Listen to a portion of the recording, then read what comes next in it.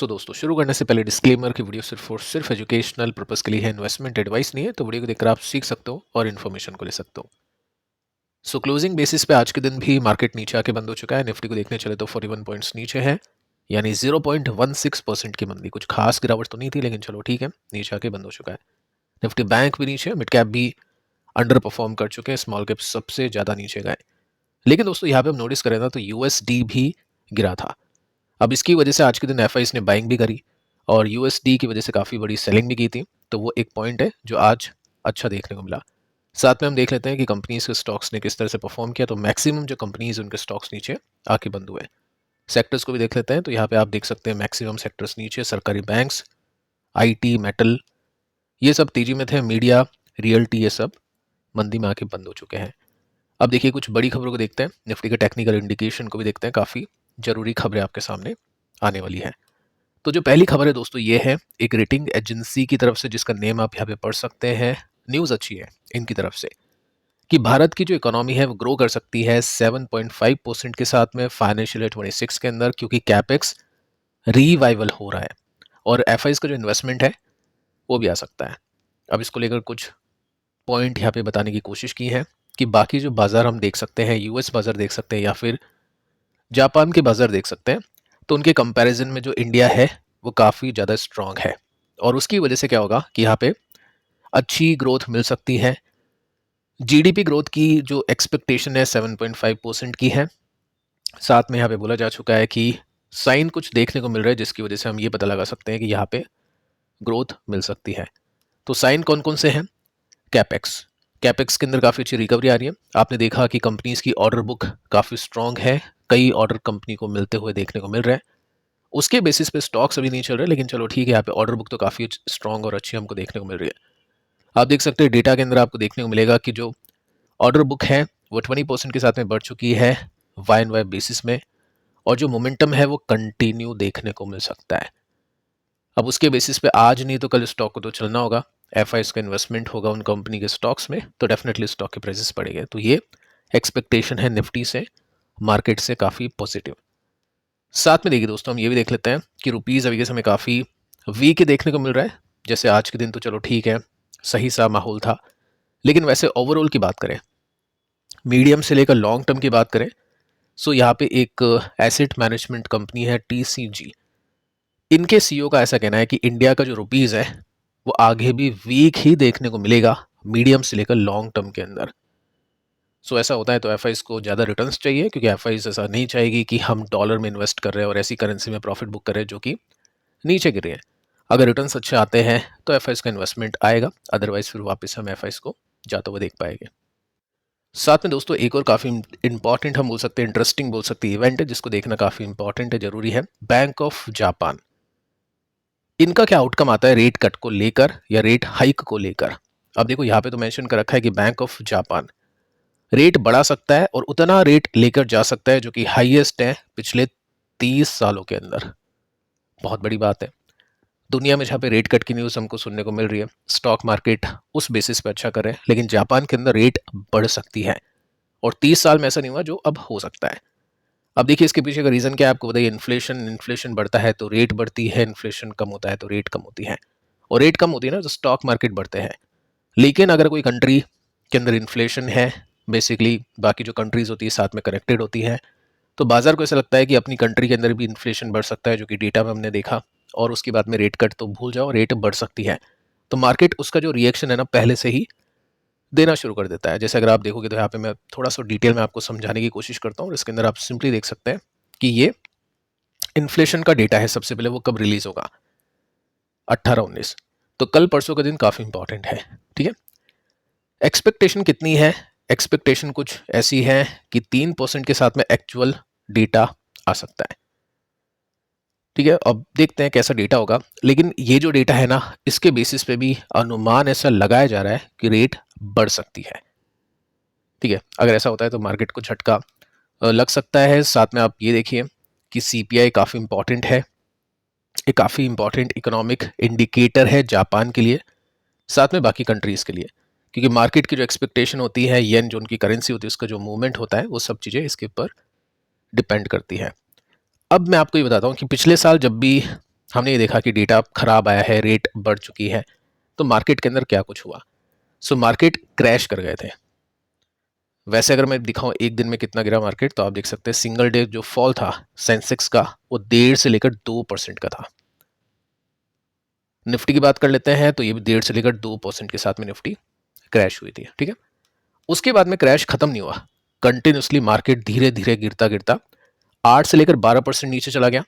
और जबकि मिड और स्मॉल कैप कंपनीज की बात करें तो वो ज़्यादा गिरी थी, इसलिए कहते हैं लार्ज कैप कंपनीज में ज़्यादा एलोकेशन और मिड और स्मॉल में कम एलोकेशन। यूएस की बात कर लेते हैं तो यहाँ पे भी 7 से लेकर 15% का जो ड्रॉप है वो देखने को मिला था। रीज़न क्या था?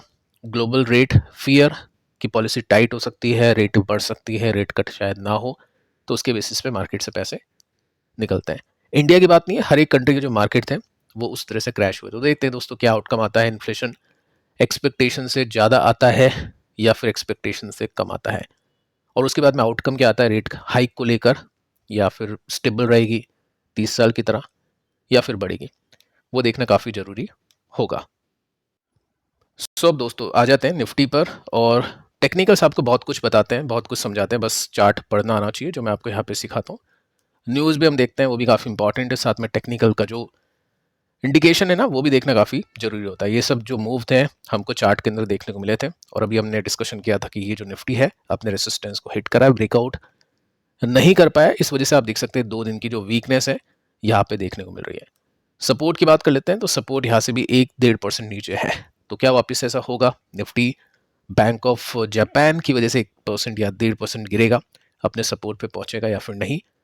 कमेंट कर सकते हैं, बता सकते हैं। बाकी टेक्निकल्स में तो इंडिकेशन यही देखने को मिल रहा है, और जो न्यूज़ है उसके अंदर भी सेम इंडिकेशन देखने को मिल रहा है।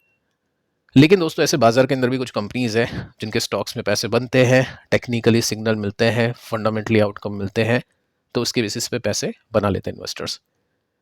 अब देखिए कुछ कंपनीज को देखते हैं। मीशो, इसने बहुत अच्छा परफॉर्म किया, 20% का सर्किट लगा इसके अंदर।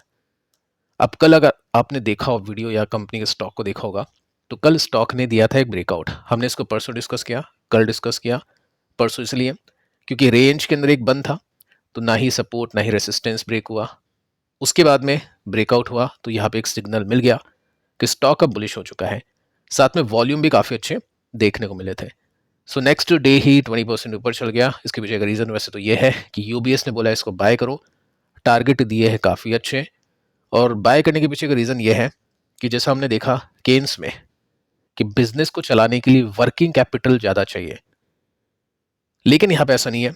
यहाँ पे एसेट लाइट बिजनेस मॉडल है, negative working capital business model है, यानी कंपनी को पैसे कमाने के लिए ज़्यादा पैसे नहीं चाहिए होते हैं। सो वैसे में कंपनी क्या कर सकती है? पॉजिटिव कैश फ्लो जनरेट कर सकती है, और उसके अंदर कंपनी फिर आगे चल के अपनी ग्रोथ को ला सकती है, प्रॉफिटेबिलिटी ला सकती है। सो ये कुछ रीज़न है, इसकी वजह से कंपनी का स्टॉक चल गया। पहले से अपने को पता चल गया था। हमने ये देखा कि जो लिस्टिंग वाली वॉल्यूम होती है उसको हटा दो। यहाँ पे हमने देखा वॉल्यूम ब्रेकआउट, स्टॉक का प्राइस ब्रेकआउट, और आज वहाँ पे 20% के रिटर्न इसमें आ चुके हैं। तो देखना पड़ता है, बाजार को थोड़ा सा वॉच करना पड़ता है, पेशेंस आपको रखना पड़ता है, नज़र आपको काफ़ी तेज रखनी पड़ती है मार्केट के ऊपर। मौके कभी कभी मिलते हैं, हमेशा नहीं मिलेंगे, और जब मिलते हैं तो लेना चाहिए, और नहीं लिया तो कोई बात नहीं है, मार्केट के अंदर फिर मौके मिलते हैं। तो ऐसा कुछ नहीं है खरीदना बेचना, जस्ट मैं आपको सिखा रहा हूँ कि इन्वेस्टर्स किस तरह से काम करते हैं। साथ में एक और जो कंपनी है, स्टॉक ने बहुत अच्छा परफॉर्म किया, एक पैनी कंपनी है, मार्केट कैप 800 करोड़ का है। क्या ये कंपनी रिस्की है? बहुत रिस्की है। वैल्यूएशन 17, ठीक है। एक ऐसी कंपनी जो एग्रोकेमिकल है, एग्रीकल्चर केमिकल बनाती है, धर्मज क्रॉप गार्ड। स्टॉक ने 6% की तेजी निकाली, और इसके अंदर आप देखोगे तो यहाँ पे आपको देखने को मिलेगा कि जो कंपनी के क्वार्टरली रिजल्ट थे वो काफ़ी ख़राब थे, तो ये एक नेगेटिव इंडिकेशन मिल चुका है। सो इसको दोस्तों एक नेगेटिव पॉइंट हम मान सकते हैं। ठीक है, टेक्निकल्स अच्छे है या नहीं है उसको आगे देखते हैं, लेकिन फंडामेंटल कुछ खास अच्छे इस क्वार्टर में नहीं थे। अब देखिए जो कंपनी का स्टॉक है वो आपको ये बताने की कोशिश कर रहा है कि इसकी जो चाल है वो कुछ इस प्रकार से है कि कंपनी का स्टॉक गिरता है 20-30%, उसके बाद में गिरावट में रुकावट आती है, और स्टॉक करता है ब्रेकआउट, ये देख सकते हैं रिवर्सल, उसके बाद में 53% रिटर्न्स। स्टॉक गिरता है, रुकता है, ब्रेकआउट करता है, 50% के रिटर्न्स। स्टॉक गिरता है, रुकता है, ब्रेकआउट करता है, उसके बाद में 70% के रिटर्न्स। सो क्या ये मूव अभी आपको मिलेगा या फिर नहीं, देखने को मिलेगा या नहीं, देखते हैं आगे चल के। बाकी हाँ, गिरावट के अंदर रुकावट तो हम बोल सकते हैं काइंड ऑफ एक बेस फॉर्मेशन यहाँ पे देखने को मिल रहा है। पॉइंट ये है कि कभी कभी ऐसा होता है कि बेस बनता है लेकिन स्टॉक वापस से नीचे आता है। सो देखते हैं ब्रेकआउट होगा या नहीं, क्योंकि आज के दिन तो काफ़ी अच्छी बाइंग इसमें देखने को मिली है। सो टेक्निकल स्टडी के अंदर आप इस कंपनी को अपने रडार पर रख सकते हैं और देख सकते हैं कि आगे चल के इसमें क्या होगा। कुछ रिवर्सल्स अगर इसमें स्पॉट होते हैं तो मैं आपको बता दूंगा। नेक्स्ट जो कंपनी है वो एक ETF है जिसका नाम है सिल्वर और गोल्ड। देखो गोल्ड के अंदर तो ठीक है, कुछ खास मूव नहीं थे। सिल्वर 4% के साथ में तेज हो चुका है, 192 रुपीज तक पहुंच चुका है। सिल्वर के अंदर भी हमने देखा क्लियर कट इंडिकेशंस थे और उसके अंदर हमने देखा कि अच्छा सा एक ब्रेकआउट हुआ, रिकॉर्ड हाई पर ये पहुंच चुका है। क्वेश्चन बनता है कि बाय करना चाहिए या फिर नहीं, तो वो इन्वेस्टर्स के ऊपर डिपेंड करता है। बाकी टेक्निकली दोस्तों हम देख चुके हैं इस कंपनी के ETF को कि काफ़ी अच्छे रिवर्सल्स इसने दिए हैं और अभी तक कोई भी ब्रेकडाउन इसमें देखने को नहीं मिला है। अभी कल परसों आई थिंक 1% के साथ में सिल्वर गिरा था, मैंने आपको बताया था बिना चार्ट को देखें, क्योंकि मतलब नहीं 1-1.5% के साथ में गिरता है तो उसको रिवर्सल नहीं बोलते हैं। तो इन्वेस्टर्स अभी के समय होल्ड करें और पैसे कमा रहे सिल्वर के अंदर। तो फिलहाल दोस्तों इस वीडियो में इतना ही, कल के दोनों वीडियोस पे आप देख लेना। मिलते हैं नेक्स्ट वीडियो में, तब तक के लिए बाय बाय।